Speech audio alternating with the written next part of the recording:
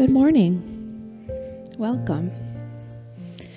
As we settle into the silence together today, I invite you to close your eyes and feel your feet on the floor. Feel the chair beneath you supporting you.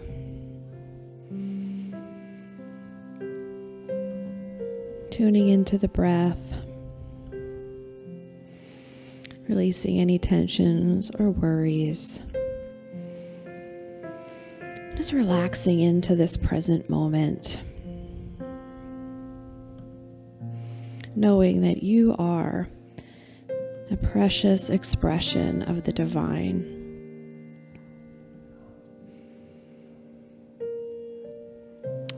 Just giving thanks for this opportunity to dwell in this space of pure being this morning, and perhaps feeling a growing sense of peace and spaciousness within.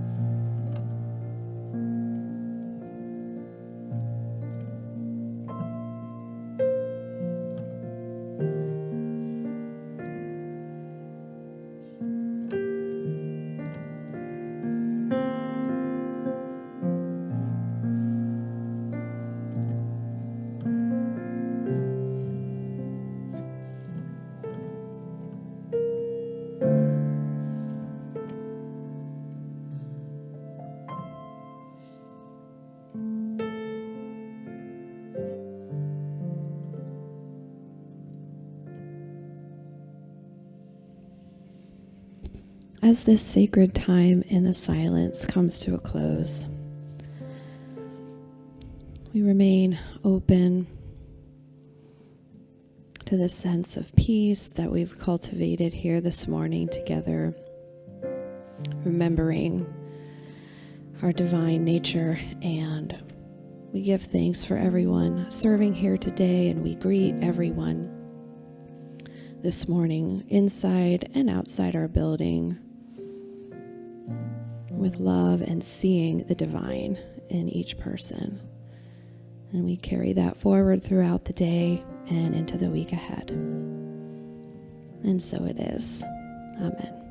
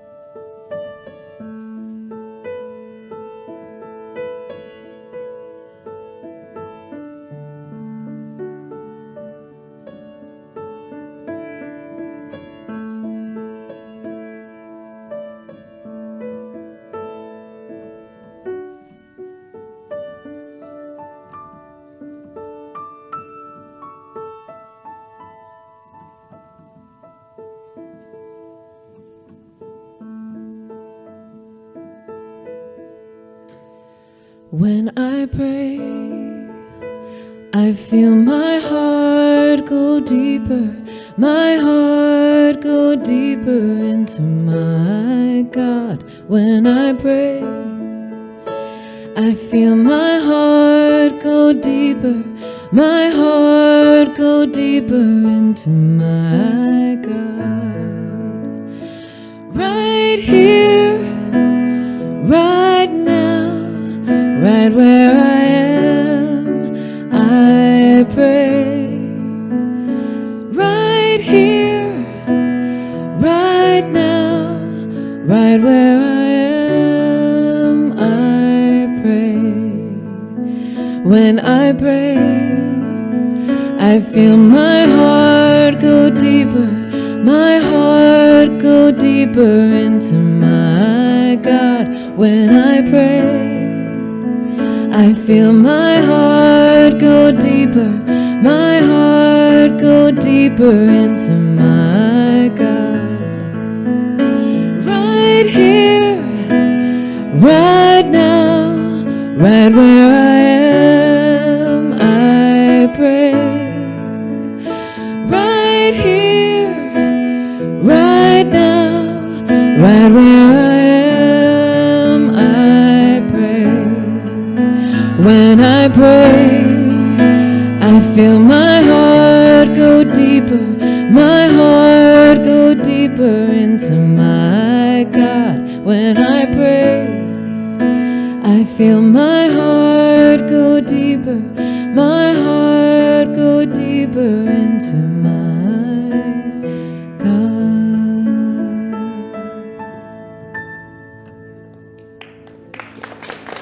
Good morning. Thank you, Kelly. Beautiful.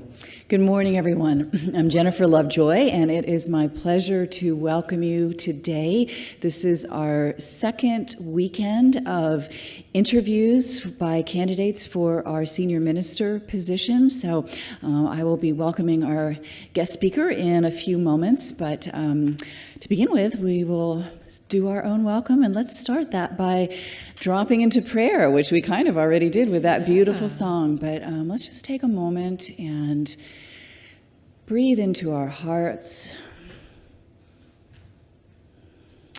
and release with the exhale any cares of the day.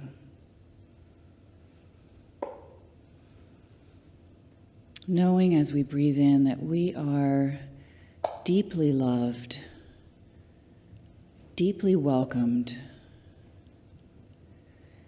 and that all is in perfect divine order in our lives and in the world. And as we really feel that love, feel that peace, feel that order, and just allow some gratitude to well up. We give thanks for this wonderful community, the beautiful music, this gorgeous building and the trees around us and all the glories of fall that we experience here in the Pacific Northwest and wherever we are. We're grateful to be here in this moment, and so it is. Thank you.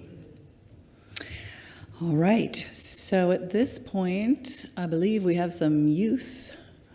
I don't see them there, but oh, here they are. Wow. Let's like welcome right our here. youth with our blessing. We thank you for your love. We thank you for your kindness. We see the light within you. Cherish your presence. We thank you for your love.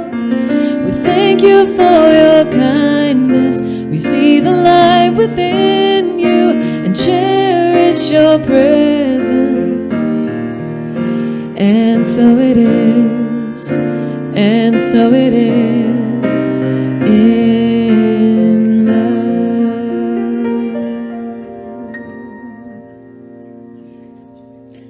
Thank you, Kelly, for that wonderful song. I'm Grace Golgert. I am the Director of the Youth and Family Ministries here at Unity in Lynnwood. And we've had a busy couple of weeks in the youth department. We just finished our autumn craft fair yesterday, which was a huge success. We had pretty much everybody was in and out all day, and there was never a dull moment with our craft fair. And last week we had our moving up lock-in, so we celebrated our middle schoolers moving into high school, and they got to put their hands on our door downstairs. So when they enter our program, they put their hands on their door and they write their name with their year. And then when they graduate, they get to put their hands on the back of the door. So that's one of my favorite memories of the whole year, is getting to see them do that, because the ones who have graduated were my first class when I started at Unity. So I was like, it came full circle. So yeah, and we've been busy, and we will be busy come December, and we're doing all sorts of things. And I'm giving a major shout out to Elias and Selena for washing potatoes all day yesterday. We had 6 bags, 60 pounds of Costco potatoes yesterday that they washed and are in the ovens right now for you to enjoy after service. So, yeah.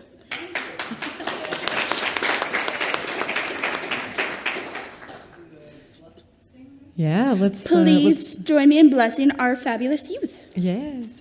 We thank you for your love. We thank you for your kindness. We see the light within you. Cherish your presence. We thank you for your love. Thank you for your kindness. We see the light within you. Cherish your presence. And so it is, and so it is in love. Thank you so much. Love our youth. And yeah, washing potatoes. Wow. So great reminder, though, everyone, there is going to be wonderful food after the service. There will be, we'll set up in the back just like we do for the town halls. And then we'll have a Q&A with our candidate after we get a bite to eat. So you'll have a chance to ask questions. And I'll be reminding that throughout the service, but I thought I'd mention it now since potatoes had come up. All right, so let's start, as we always do, with a reminder of why we're here and what we do. Practical spirituality, welcoming community. That is our mission statement, and we try our best to live that every day in what we do. And we start every Sunday with an invocation that really brings us into the sacred that is with us in every moment. So if you will join me, we'll say that together. Though imaged and named variously, there is a singular and eternal ground of being from which all life emanates and into which all life retreats. We choose to call this ground of being God.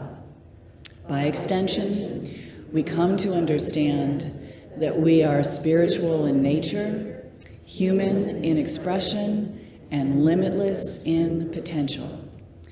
We gather today to remember such truths, to celebrate our unity, and to honor all life. And that, of course, is our vision statement, celebrating unity and honoring all life. Wouldn't it just be an incredible vision to see that happening around the world with everybody all the time? So we hold that.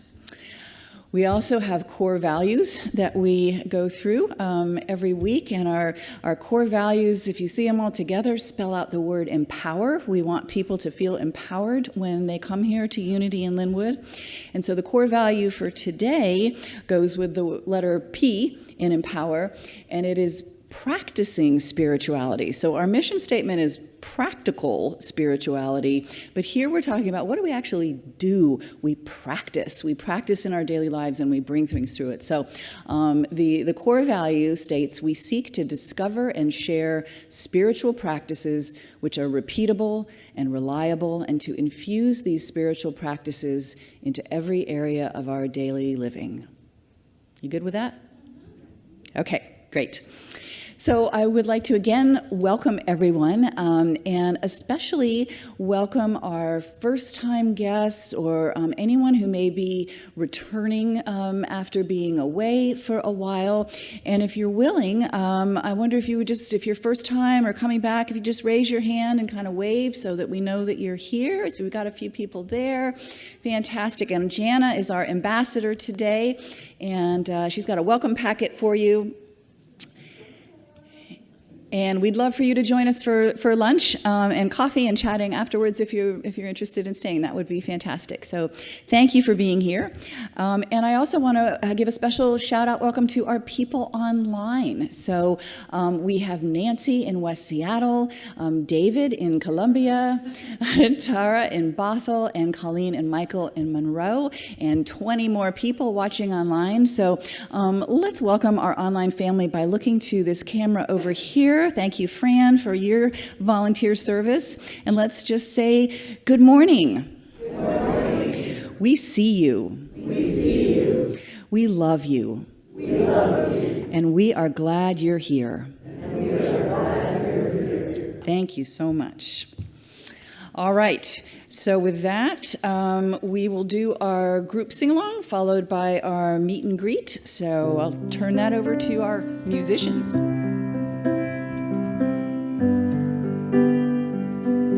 Surprise! This is a little song that's become the sort of anthem of my ministerial cohort, and Cameron's going to put the words on the screen. It is really easy. I think by the second time around, you will get it. Here we go. Together we are better. Together we can find a way. Together we can make it through the day. Together we are better. Together we can find a way. Together we can make it through the day. Together we are better. Together we can find a way. Together we can make it through the day. Together we are better. Together we can find a way.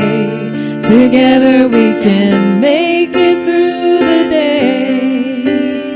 And as you're able, please stand and greet your neighbor and say good morning, maybe meet a new friend.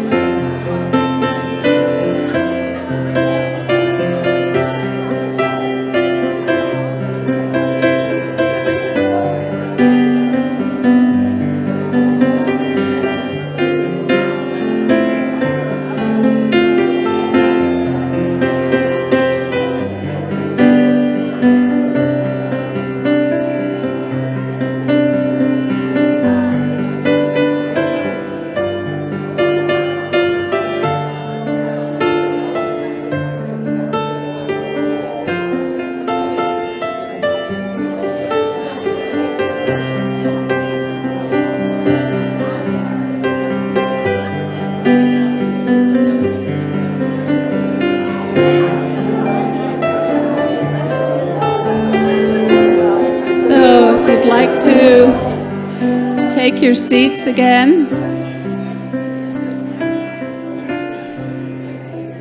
I know we could spend 10 minutes at least, right, on all of the meet and greet. So, joy in seeing each other. Thank you. I'm Sally West, happy to serve as your platform host today. Unity in Lynnwood is a place where I found community when I moved to Washington, not knowing anybody except my husband, 3.5 years ago. It's a place that allows me to explore and articulate my spirituality without judgment, without fear of being judged by others. And it allows me to listen to others in the same way and to grow from that. Here, we accept each identity, whether you are from any religious background or none, whatever your culture, your ethnicity, your gender, or sexual orientation. What counts is that you're an individual with an open heart and mind, a seeker after authenticity and growth. If that is you, you are welcome in this community. So what does community mean? There are so many kinds: neighborhoods, schools, workplaces, book clubs and garden clubs, ethnic communities, churches and nonprofits. We all belong to many groups. Community suggests something shared in terms of both interests and responsibilities. We invest something of ourselves in our belonging, and we receive far more in return because our common focus is multiplied. Think of a campfire. Each person brings and contributes a small log to this campfire. Alone, that log would burn up and burn out very quickly. But together, they provide a whole evening's warmth for all. There's an African proverb that says, if you want to go quickly, go alone. If you want to go far, go together. So I offer a prayer for this community. We come together to share a flame, the flame of spirit in search of light. Light enfolds our circle. Our fire spreads warmth beyond our sphere. May the light of this community keep burning and growing. May our circle always be open, and may our shared loving source awaken blessings and grace within us and within the whole human community here on earth. And so it is.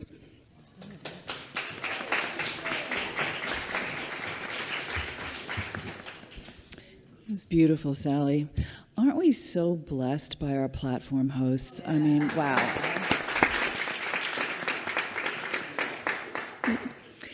Okay, well, it is my pleasure at this time to introduce our speaker. Before I do, I want to remind everyone, if you didn't get on your way in a copy of 2 evaluation forms. You can get them after service. You can raise your hand. Someone will probably bring them to you. So there is one form to fill out that relates to the Sunday service today. The second one is kind of a more global form. If you've heard both candidates, we'd really like you to, kind of give us your feedback overall, having now heard all of it. The important thing to know is that you have until Tuesday night to do this, because the board is meeting on Wednesday to discuss the candidates and the evaluations. So I would strongly suggest, if you're here in person today, just go ahead and take the time to fill out the paper evaluation and give it to a board member who will be probably Karen, who's sitting back there. You want to stand up for a second, Karen? I don't know if everybody saw you. So Karen will collect the evaluations, or if you can't find Karen, you can put them in the gray box that's sitting on the table in the back. Please do not give them to the office. Do not hand them to a staff member. You can give them to me if you can't find Karen or the gray box, but we'd love to collect those from you today. And if you're online, you can go to the website, unityinlynnwood.org. On the homepage, there is a link you can click to get the electronic version of both evaluation forms. And again, if you're watching right now, please take time after the service and just go ahead and get it done. And for anyone you know who may be wanting to or needing to watch the recording afterwards because they can't make it live, again, they have till Tuesday night to return those evaluations. So I know it's a tight timeline, but we have several people leaving the country and, trying to get everything done so that we don't end up having this process go on for another month. So please do get that done. So that being said, it is really a delight to introduce Elizabeth. I know most of us know Elizabeth, but I think you'll probably learn things today that you don't know. But I'll give you a little background.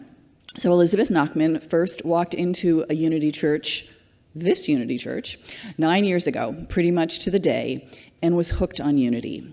She has served here as a platform host, a prayer chaplain, and a guest speaker for many years. Currently, she's completing the UWSI, that's Unity Worldwide Spiritual Institute Ministerial Program, and she's expecting to graduate and be ordained on June 1st, 2026. Elizabeth has spent 30 years in corporate education and development, creating training and courses, in addition to leading high-performance teams, managing budgets, payroll, and doing other administrative activities. Elizabeth is excited to spend the last third of her life, or longer, walking the spiritual path and leading others on their journey. Welcome, Elizabeth.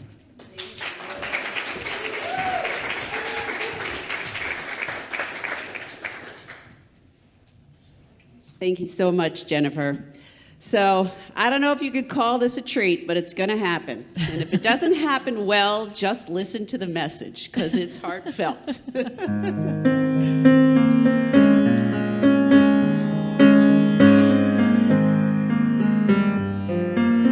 When you're down and troubled and you need some loving care, and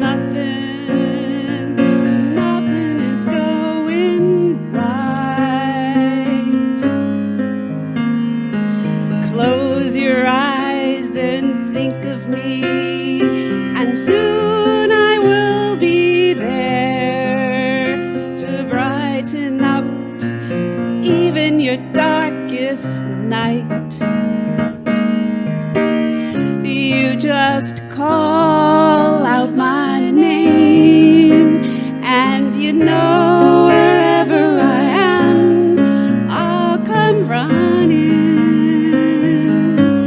to see you again.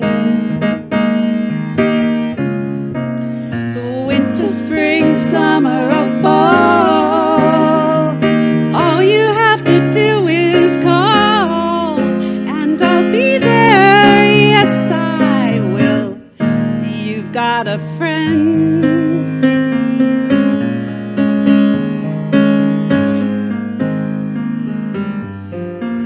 If the sky above you grows dark and full of clouds, and that old north wind begins to blow, keep your head together and call my name out loud. Soon you'll hear me knocking at your door. You just call out my name, and you know wherever I am, I'll come running, yeah, to see you again.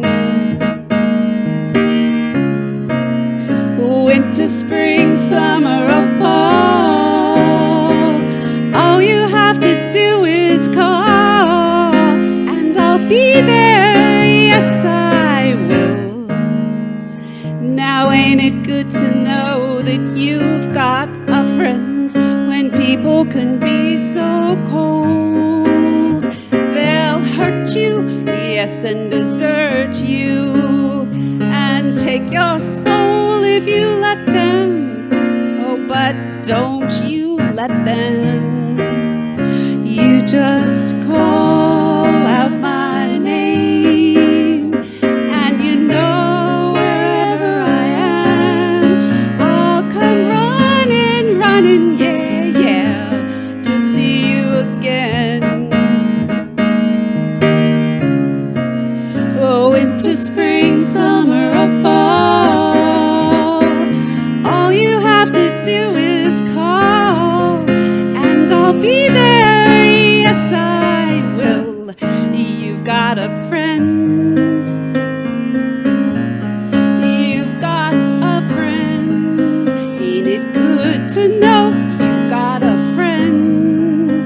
Ain't it good to know? Ain't it good to know? Ain't it good to know you've got a friend? Oh, baby, you've got a friend. Oh, yeah. You've got a friend.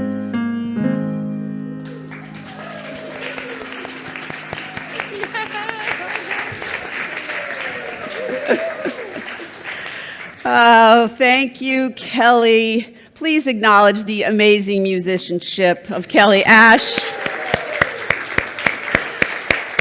who was, I don't need this, instrumental, pun intended, of giving me the courage to sing in front of you all. Here's the thing. I started taking voice lessons with Kelly back in like May or June just for fun, because I wanted to do something that was just kind of for me, you know, and just get lost in it. I used to sing and do musical theater when I was a kid and a teen, but to say that I was rusty was an understatement. So doing something, here's a pro tip, doing something like singing, like gardening, like cooking, like knitting, whatever it is that takes you into that zone where everything else fades away, that's a great mindfulness practice. So I encourage you to find those things that you're passionate about and give them some time. But here's what I really need you to know. You're going to have trouble believing this, but I didn't stand up here in front of you and sing to regale you with my voice, really. I didn't. Truth be told, it was the scariest thing ever to open my mouth like that in front of all y'all, many of whom I know. But here is the point. We need to do scary things if we want to grow. As my favorite person, Brené Brown, says, vulnerability is hard, and it's scary, and it feels dangerous. But it's not as hard or scary or dangerous as getting to the end of our lives and having to ask ourselves, what if I had shown up? So after all, isn't that what we need to do now here at Unity in Lynnwood? We're on the precipice of what I believe is a bright and shiny future, but it's sure spice scary to start out on this journey, especially after all we've been through. And I want to acknowledge that, but also to help give you the courage to make this the most marvelous experience of our lives. It's also a chance to talk about accepting me and, as Sally said, accepting each other just the way we are, because that is one of our basic core needs. And so to that end, I figured you might want to get me to know me a little bit better, and so I thought I could do that by doing like a Letterman-style top 10. For those of you who have no idea what I'm talking about, you'll catch on really fast. And in addition, each top 10 will have a little mini sermon, so I promise you're going to get your money's worth, right? Okay, let me get my handy-dandy clicker, which is on. Okay. I don't have a drum roll. I should have planned that. Oh, darn. Oh, okay. Well, don't do that before everyone will be here all day. But thank you, thank you, thank you. Okay, number 10. I'm a dog person and a cat person. I've always hated that question of whether or not I'm a cat or a dog person because I truly am both. I saw a video this week with a little joke that I'm going to share with you because I just think it's so cute. So, I might read it a little bit because I don't want to mess it up. A German Shepherd, a Doberman, and a cat are lining up to meet God at the pearly gates. God asked the three of them why they should be admitted into heaven. And the German Shepherd replies, "I showed complete loyalty to my master and was kind and gentle with the children." God says, "That's awesome. You can come sit at my right side." And then he asks the Doberman why she should be let in.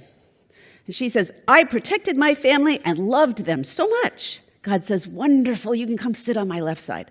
Finally, he turns to the cat and asks him why he should be let in.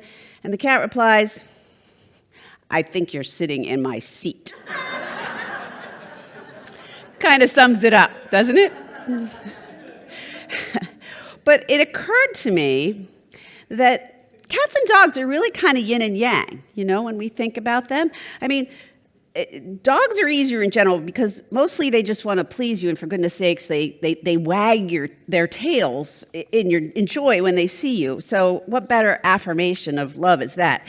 When they look up at you with their sweet eyes and they cuddle against you on the couch, there's absolutely no doubt that you are the center of their world.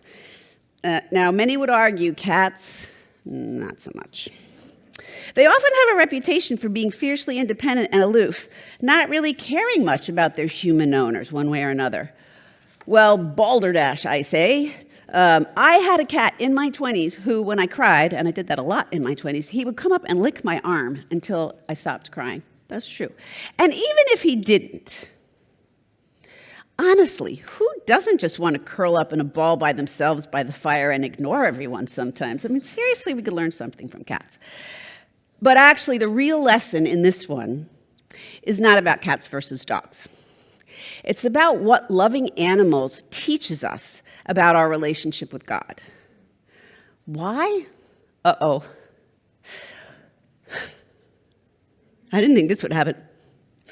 Why do we grieve our animals so much when they die? We lost 3 in the last 4 months. So anyway, as veterinarian Sarah Hagen says in her TED Talk, the pain of pet loss is real because the emotions you shared with your pet are real.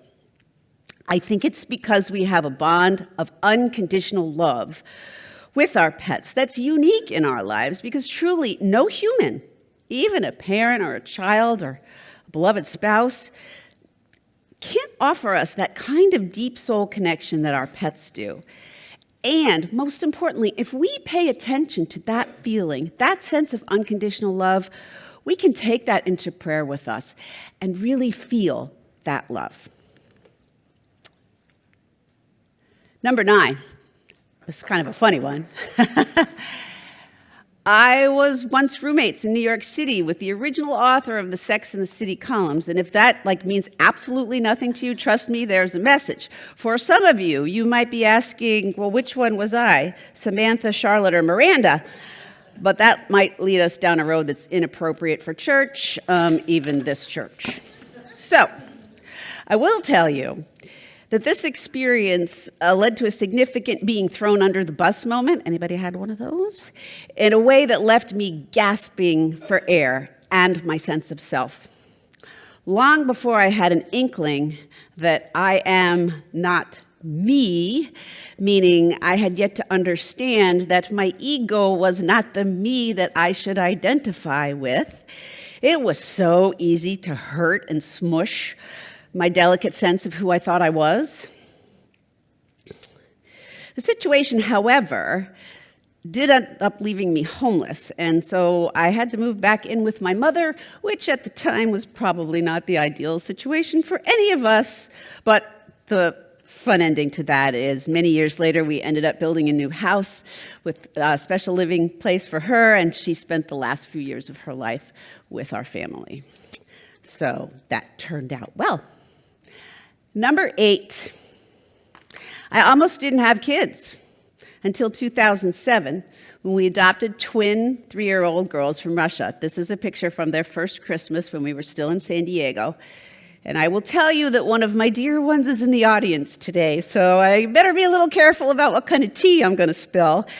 But I will tell you, raising kids has the potential to be a karma producer or reducer, depending on how you choose to do it. Many of us see that choice. I mean, do I want to continue the legacy of my parents, or do I want to undergo enough soul-searching to seek out new ways of doing things? Of course, parenting is never easy under the best of circumstances, but when your kids come to you at 3 years old, barely, weighing 24 pounds, and having been removed, I didn't think I was going to get so emotional today, from their biological family home, because of neglect and abuse, then spending 6 months in hospital and 18 months in an orphanage. Let me tell you, this is not a recipe for good times. It's a testament to the viciously adaptable and resilient souls that my daughters have, and a crap ton of patience, understanding time, and money on the part of Tim and myself, that we are still bravely moving successfully towards adulthood. Oh, and the kids are too. What I can tell you about this experience is that it has forced me to dig really deep into what it means to love, how to help another person grow and develop under less than optimal circumstances, what it means to release some ideal outcome, anybody? And how I have grown immeasurably in this incredible opportunity to raise these two extraordinary young women. And as a confirmed mama bear, let me tell you, don't mess with my kids. Don't mess with my church either. Number 7, I'm an introvert who loves people. Some of you may think this is an oxymoron. Don't introverts not like people? No, that's not true. You may be an introvert if you feel energized by solitude and drained by social interaction, prefer deep one-on-one conversations over small talk, and enjoy quiet, independent activities. Makes me happy just thinking about it. Introverts often have a rich inner world, think before they speak, and can feel overstimulated by loud or crowded environments. It's also important to remember that introversion is about energy source, and it's not about social skills or shyness. Let me say, too, before I move on, that I am really grateful for extroverts, because without them, the world would be a really quiet and boring and dull place. So here's to the extroverts out there. We need you and we love you. And that said, for those of us who identify as introverts, we tend to need more time alone to recharge our batteries and bring our energy levels back up. Number 6. My therapist has told me that I should write a book about resilience, how to survive anything. Well, yeah, I was flattered. I'd like to say that my years of meditation and prayer practice helped me with this one, and that's true. But I also believe that I carry my paternal grandmother Charlotte's spirit in me as well. Having emigrated to the U.S. from Hungary as a very small child, she was orphaned at age 8, grew up in the Hebrew Orphanage Asylum in New York City, put herself through Hunter College, taught New York City public schools for 30 years, volunteered for the blind, typing Braille books from the library, lost her husband when my father was 12, traveled the world, and lived to 101. Love you, Grandma Charlotte. That's why I named the puppy after you. I just feel like I channel her sometimes. I'd like to channel the 101 part. Which leads me to my favorite Bible character, Job. Mostly we think of the long-suffering Job, and indeed he did, but it was his faith that ultimately saved him. That, and recognizing that being human means we simply cannot know or understand some of the mysteries of life and the universe. And really, sometimes it amazes me that any of us manages to get out of bed in the morning in 2025. I mean, I could rattle off the Jobian catastrophes in my life over the period of a few years, but you know what? Many of us, most of us, are dealing with significantly heavy burdens and loads all the time. And sometimes we dare not speak of them, or at least that's me. Anyway, I changed the title. And I am here to say that the path to resilience is the spiritual journey, pure and simple. Number 5. I love unity, and I love learnings from all deep spiritual traditions, and I think many of you do too. So, from the unity side, what I wouldn't give to hang out with Myrtle Fillmore, one of the co-founders of Unity, if you don't know, and ask her something like, girl, how did you manage to love your ailing tuberculosis body so much that you healed it? That is some kind of love. My natural inclination has always been to cast derision on the aching shoulder, the arthritic knee, or the nagging neck tension. I have a long way to go in using the power of love on my body. And Unity Principle 3 of co-creating with God. See how I did that? Unity gives us so many tools to help us develop our Christ nature. I didn't even understand what affirmative prayer was until I learned about how we pray in Unity. For those of you who are less familiar with Unity, I would love to help you navigate your journey into learning more about these wonderful ideas. And for those of you who are experienced Unity practitioners, provide places and opportunities to continue your practice. And if you must know, the Bible, the B word, was a dusty old tome full of dense and repetitive scary language until Unity's metaphysical and maieutic methods of interpretation became available to me, and I would love to dig into that with you. That said, I love interfaith with all my heart. I deeply believe that there are many roads up the mountain, and I love to see, hear, and teach how others go about their journeys. I want to see all kinds of classes taught here by skilled professionals. And truth be told, I'm really not above a good tarot or astrology reading, if you must know. Let's embrace everything that helps us to become kinder and more self-aware people.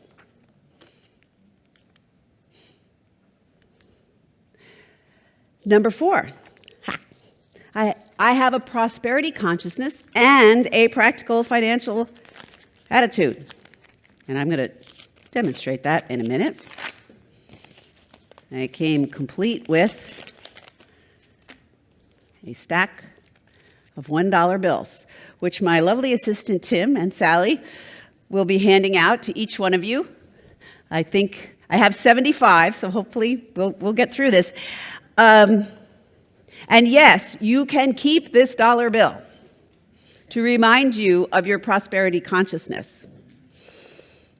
What's really interesting about the dollar bills, when I went to the bank, I managed to get them in sequential order. So, while each of these bills is unique, you all have something in common. You're all part of this series of $1 bills. And what else is interesting, I could take one of those bills, spill coffee on it, which I'm wont to do, step on it, crumple it, and what's it still worth? $1. Kind of like us. We can be wrinkled and old and have stains and scars, but we're still imprinted with the divine, always. So while you're getting your bill, I think some of you probably already know the answer to this. What's the phrase that comes to mind when you look at a dollar bill? Anybody? In God we trust. Thank you. Now, bracketing the fact that our atheist friends may have some issues with our currency referencing God, it is an interesting question in the spirit of prosperity consciousness to ask ourselves, what does this really mean, in God we trust? It's not our freaking money. What if this was really and truly our personal motto? How would that change our relationship with God and with prosperity? I will leave that question open for your contemplation for now, but suffice it to say, there could be a Sunday lesson or series in that. So now that you have your dollar bill, I want you to look at it tuck it in your wallet, keep it there. And whenever you're feeling lack, take a look at it. And maybe take In God We Trust into prayer with you and see how you feel afterwards. Enjoy. Ah, yes, that's prayer right there. Money and prayer. They go together. Okay, number 3, this comes as a surprise to me. I am genuinely unattached to this whole process, which is extraordinary.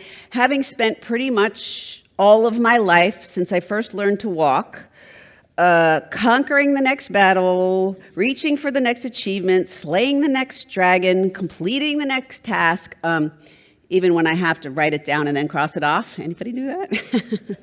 Yeah. The absolute right outcome will occur and have really very little, if anything, to do with me and my control. When I lost my long-term corporate job just as COVID hit, I spent the next year applying and interviewing for more jobs than I can actually count. I got deep into the interview process, meaning 3 to 8 interviews, somewhere around 30 times, only to be told each time that they were A, going with someone else, B, not hiring for the job anymore, C, putting the position on hold, D, some other lame excuse, or ghosting me. Can you see that by the 7th time how I started to feel a little soul crushed? But along the way, you know what I did? Yep, I started taking the 18 prerequisite SEE courses to apply to Unity Ministerial School. And now, 3.5 years later, I stand before you doing this. Oh, and I got a job along the way, thankfully. Point is, we never know why bad things sometimes happen, but we can control how we respond. Number 2, we're getting there. I believe we don't know anything. Oh, great, we want her as our minister? Are you sure? Seriously, we can't know anything that really matters because, well, it's about remembering. What does remembering mean? Thank you, dear. Thank you. Typically, in the now moment, we remember when we can be as completely present as possible, when everything else slips away, when there is no past, no future, not even imagination. It's almost as if we have our own personal Big Bang. And that really can be an incredible cosmic feeling, full of deeply profound love. Now, I'll grant you, this is difficult to sustain, and when you think about it, that makes sense because how long is now, really? And yet, we have these grand and glorious brains that convince us that they, along with their best friend ego, know everything, or at the very least, are capable of knowing everything. Dear brain, I hate to inform you that you are so wrong. The challenge is that knowing in the spiritual sense does not come to us through seeing or hearing or touching or smelling or even tasting, unless you're talking about that sublime piece of dark chocolate, but that's something else. The feeling of connection, of being one with the one, is an experience that defies description. Although we sure know when we feel it, I'd really like to be the person to help us brave those experiences. That's the happy place. All right, last one. My guiding principle as a minister is to be there for people in times of need and joy, helping them to feel seen, heard, and a little less alone. This is slightly paraphrased from Unity's great poet laureate, James Dillett Freeman. I want to help provide a space, place, and energy where you feel that you can be your true self. No hiding, no faking, no pretending. And I want the love to drip off the walls of this place. And I think anybody who was here for the gala had a little taste of that. You know, I think we've healed it. I think we've healed. Spiritual seeking is not an easy path. It takes effort. It takes practice. So let's buoy each other up as we bring out the Christ in ourselves and each other. Let's stand beside and embrace each other when we go through life's biggest challenges and heartbreaks. To stand in the fullness of who we are, both as human and divine beings, is one of the most extraordinary practices that we can do in a lifetime. Let's spread our arms out to each other, our community, our neighbors. Let's engage in deep conversation about our curiosities, our fears, our dreams, our imperfect human selves, and our brilliantly perfect divine selves. I would love to take this journey with you and make it the most extraordinary trip of our lives, because I think being accepted and loved for who we are is about the best feeling I can think of. And with that, let's do a little meditation. So just get comfortable wherever you are. Take a deep breath, let it go. Allow your body to soften into the space that you're in. Feel the ground supporting you, the air moving gently around you, and a steady rhythm of your own breath, which is your constant companion. As you breathe, begin to turn your attention inward. Notice the simple truth that you are here, right now, doing the best you can in this moment. There's nothing you need to fix, nothing you need to earn, and nowhere else you need to be.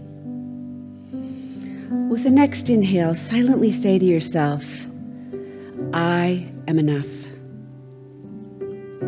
With your exhale, release the need to be anyone other than who you are. Let the breath wash through you like a warm light, softening the edges of self-judgment. See if you can hold your whole self, the tender parts, the strong parts, the uncertain parts, in a field of kindness. Now whisper inwardly, I accept myself completely. I honor my journey. I am worthy of love, just as I am. Rest in a moment in the quiet of that truth. Breathe in love. Breathe out acceptance. When you're ready, maybe bring a gentle smile to your face. Not because everything is perfect, but because you are perfectly human. Carry that softness with you as you return to your day. Thank you very much. Thank you, Kelly.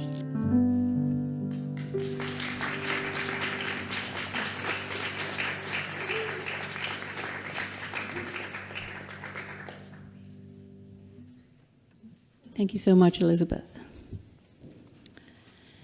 As we prepare to give, we remember that every gift we share is an act of love, a way of saying yes to the work of Spirit here at Unity in Lynnwood and in the world.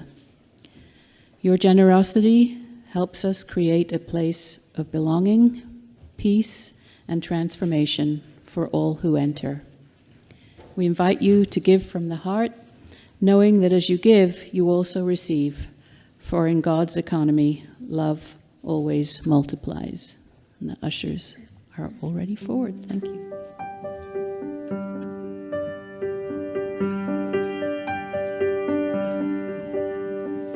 All that I am, I offer at the altar of love. All that I am, I offer at the altar of love in sweet surrender.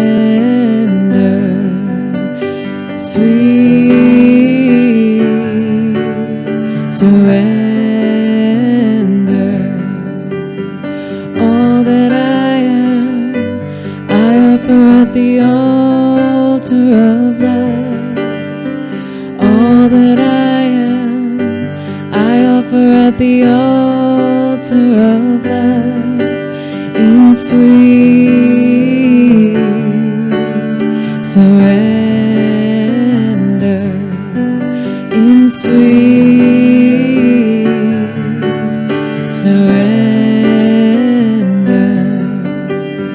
All that I am, I offer at the altar of love. All that I am, I offer at the altar of love. In sweet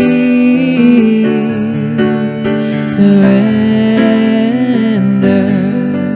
in sweet surrender.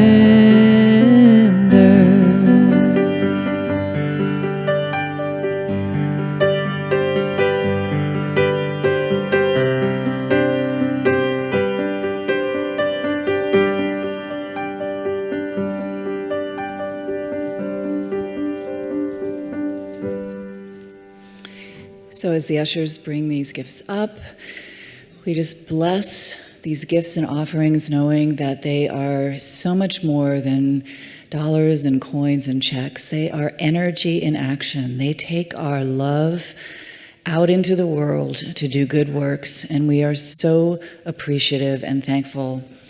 As we say together our offertory blessing, divine love flowing through me blesses and multiplies all that I am, all that I have, all that I give, and all that I receive. Thank you, ushers.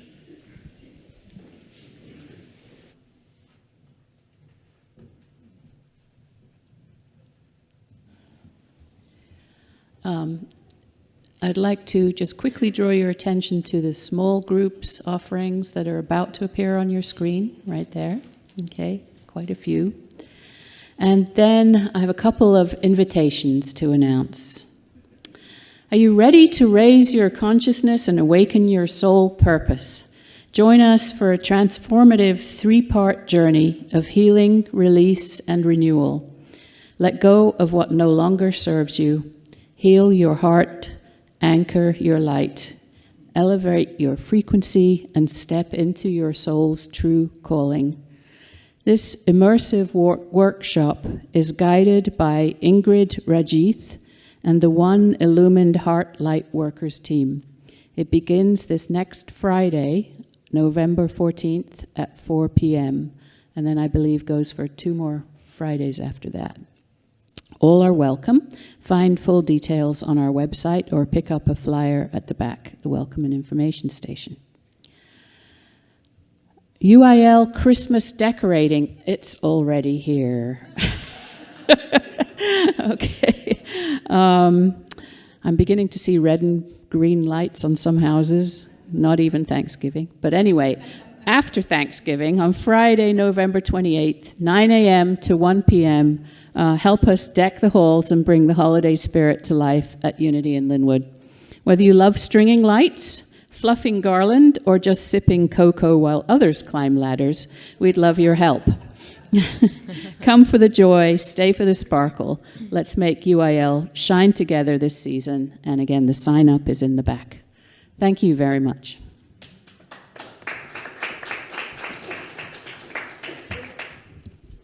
Thank you, Sally.